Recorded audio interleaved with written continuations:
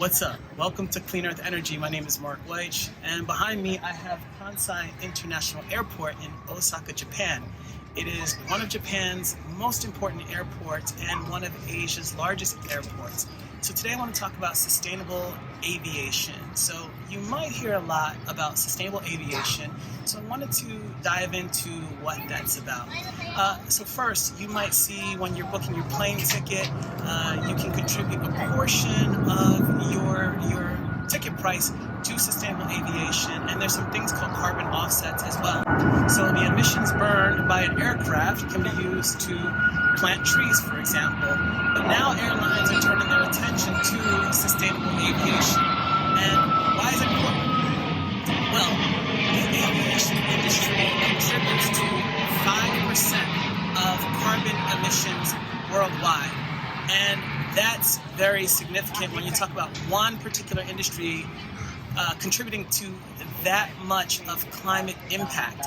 And so what the issue is there's a lot of industries focus on decarbonization and also climate change, carbon emissions reduction, but the airline industry is growing. And so what that means is more flights, more people taking flights, especially in this part of the world, Asia, which is a fast growing part of the world. More people are going to be flying. And so that really means a greater carbon impact in aviation. Now, just to give you some numbers, for example, the airline industry has a target of 2050 to get to net zero. But right now, there are few airlines actually sort of implementing sustainable aviation practices, meaningful sustainable aviation practices. So you'll hear, for example, not using plastic cups, for example, or their ground operations being sustainable, so not using gas vehicles. So Delta just made an announcement that they will be using only electrified ground operations vehicles. But that's just really sort of a small portion of what the aviation industry can do in terms of sustainability. Okay, so what's the real issue here? So the airline industry, one of the most challenging things is being sustainable, and actually it's really not sort of what it means. Sustainability in aviation is incredibly hard to achieve, and why is that particularly an issue? Well, you have, again, as I said earlier, more planes flying, but then also there's really no sort of alternative fuel source right now. So there is sort of a great amount of carbon emissions in aviation. Now, one of the things that you have is you see some development with, sort of electric vertical takeoff and landing aircraft. You also see some demonstrators for hydrogen aircraft. Airbus is currently doing something with the Airbus A380, but these applications are really only meant for local and regional travel. For an airport like Kansai International Airport, there really is no viable alternative in terms of powering aircraft for long-haul types of flights. And so sustainable aviation, namely sustainable aviation fuel, is really a big opportunity. Now, let's get into what happens. So I talked about carbon emissions. When the planes actually take off, the CO2 emitted is not so much the issue. It is what happens in the atmosphere. So there's what's called nitric oxide that's emitted into the atmosphere, and that's actually more harmful to the health of human beings and more of a contributor to climate change and global warming than the actual sort of carbon emissions from the fuel type itself. And so as we get more airlines and more airplanes into the skies, that's just going to mean more carbon emissions. So if you're an aviation fan, you've probably heard about the efficiency gains made with state-of-the-art aircraft like the Airbus A350 and the Boeing 787.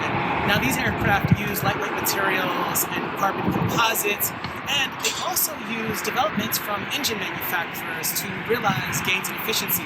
So from Rolls-Royce, you have the Trent XWB engine, and you also have from General Electric the GE-NX.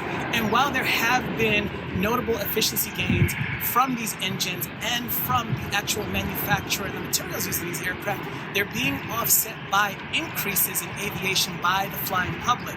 So yes, in some ways we're seeing some real great efficiency gains, but in other ways we're really making the problem worse by sort of increasing the amount of flying that we're doing. And what does this mean when you have that type of efficiency?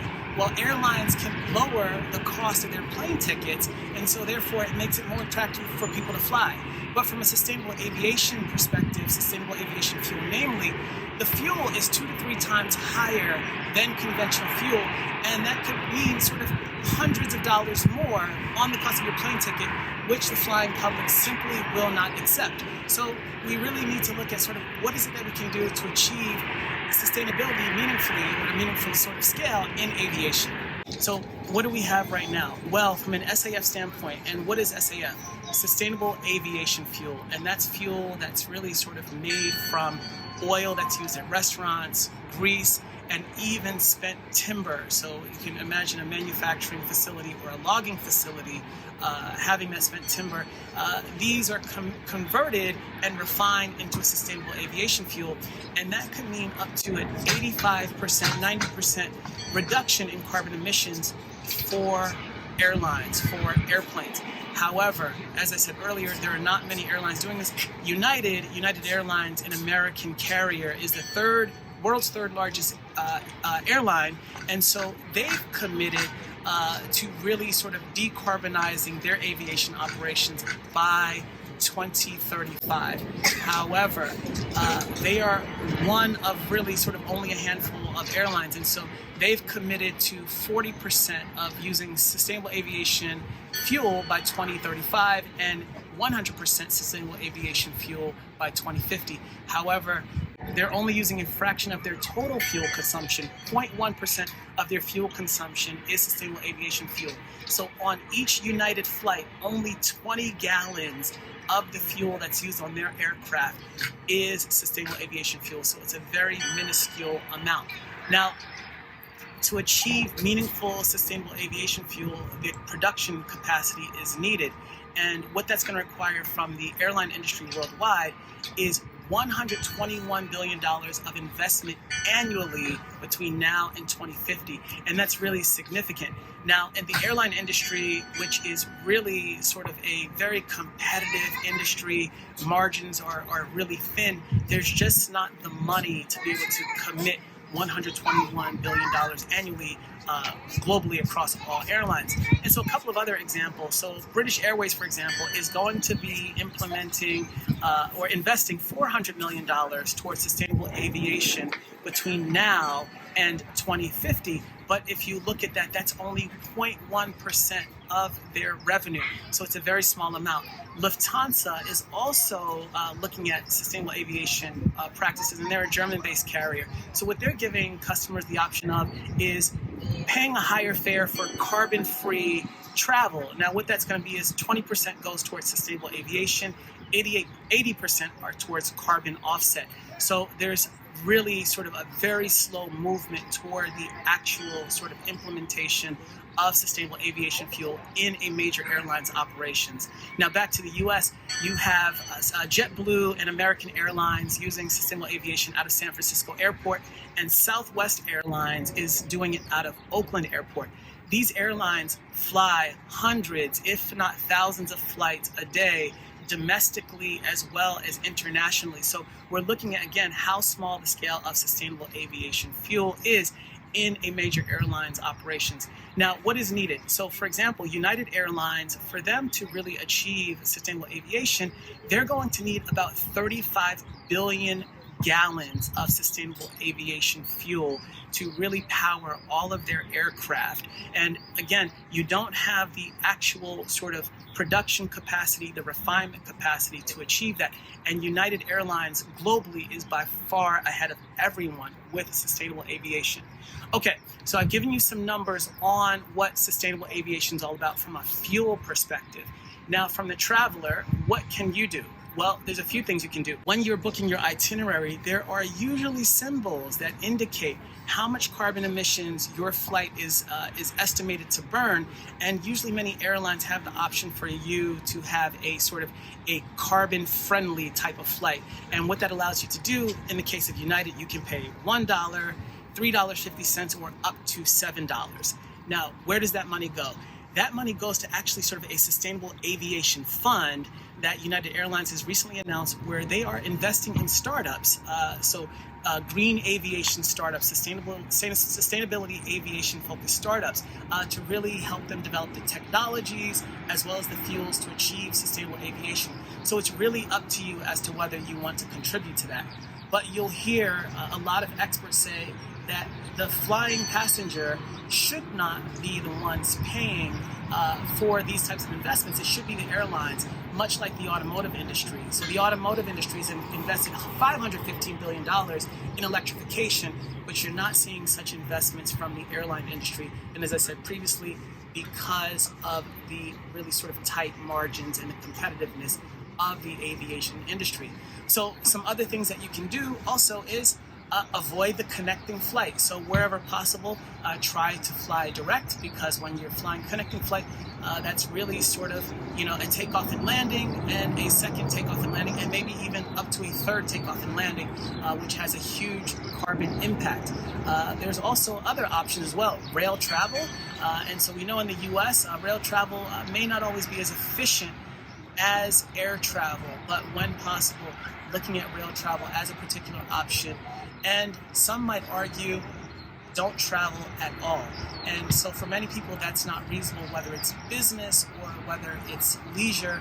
The option not to use air travel doesn't exist. But again, if you're really sort of focused on what you can do to reduce your carbon footprint, sort of avoiding flying altogether. But we're in the beginning stages of really sort of a long journey and a very difficult journey to achieving sustainable aviation. But hopefully we'll see some strides as we go forward. As I mentioned, several major air carriers. Here in Japan, you've got Japan Airlines and ANA Airlines, All Nippon Airways. They are Japan's national carriers. They're doing some things domestically with Itochu and a couple of other companies around the globe, Gevo being one example, to secure supply of sustainable aviation fuel. So things are sort of slowly moving in the right direction, but everything isn't quite what it seems in terms of what you heard about sustainable aviation. There is some borderline greenwashing, and there's also sort of a lack of understanding in terms of what sustainable aviation really is. So something to think about when you travel. And also tell me what you think about it in terms of sustainable aviation. Is there more that can be done? What are some things that you do to really contribute to sustainable aviation? And is the option to simply not fly an option for you and others that you know? So once again, here I am from Kansai International Airport in Osaka, Japan. My name is Mark Weich. Thanks for checking out this video, and see you in the next one. Also, don't forget to like and subscribe. See you.